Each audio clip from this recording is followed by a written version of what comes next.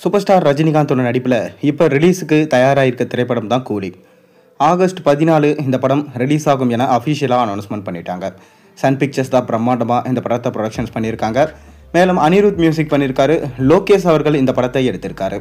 மேலும் இந்த படத்தில் சூப்பர் ஸ்டார் ரஜினிகாந்தோடு சேர்ந்து ஷௌபின் ஷாக்கர், உபேந்திரா, நாகார்ஜுனா, ஸ்ருதிஹாசன், சத்யராஜ், அமீர்கான் போன்றோர் முக்கியமான வேடத்தில் நடிச்சிருக்காங்க. லோகேஷ் அவர்கள் இப்போ இந்த படத்துடைய ப்ரொமோஷன் வேலைகளை ஸ்டார்ட் பண்ணிட்டாரு. ஏன்னா ஆகஸ்ட் 14 படம் ரிலீஸ்ன்றதுனால இப்போவே ப்ரொமோஷன்ஸ் பண்ணாதான் இந்த படத்துடைய ஹைப் இன்னுமே அதிகமாகும். எக்ஸ்பெக்டேஷன்ஸ்னால இந்த படத்துடைய வசூலும் அதிகமாகும் என்று நம்பப்படுது. ஏன்னா 1000 கோடின்ற தமிழ் சினிமாவில் இன்னுமே எந்த படம் வசூல் பண்ணல. அப்படி இந்த படம் பார்த்திங்கன்னா தமிழ் சினிமாவோட முதல் 1000 கோடி படமாக இருக்கும் என சொல்லப்படுது. மேலும் இந்த படம் நம்ம கமல்ஹாசனுக்கு எப்படி விக்ரம் படம் இருந்துச்சோ அதே போல தான் நம்ம ரஜினிக்கு கூலி படம் இருக்கும் என சொல்லப்படுது. மேலும் இந்த கூலி திரைப்படம் தங்க கடத்தலை மையமாக வச்சு தான் எடுக்கப்படுறதா சொல்லப்படுது.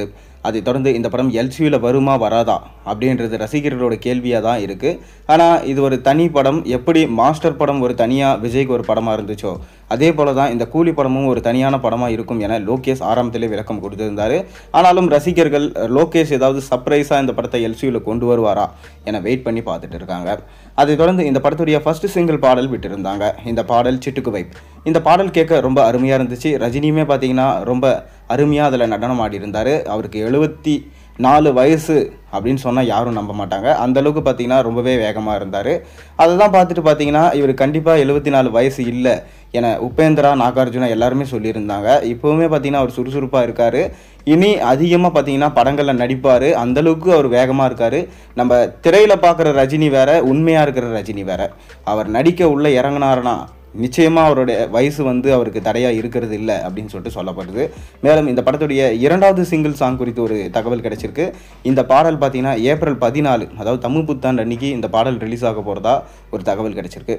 மேலும் இந்த பாடல் காவாலா பாட்டை மிஞ்சும் அளவிற்கு உருவாகியிருக்காம். அனிருத் அவரோட பெஸ்ட்டான ஒரு மியூசிக்கை இந்த படத்தில் கொடுத்துருக்காராம். அதை தொடர்ந்து பார்த்தீங்கன்னா இந்த பாட்டில் பூஜா ஹெக்டே நடனம் ஆடியிருக்காங்க. ஏற்கனவே பார்த்தீங்கன்னா நம்ம லோகேஷ் கனகராஜ் அனௌன்ஸ்மெண்ட் பண்ணியிருந்தார். பூஜா ஹெக்டே இந்த படத்தில் ஒரு பாட்டுக்கு மட்டும் நடனம் ஆடியிருக்காங்க.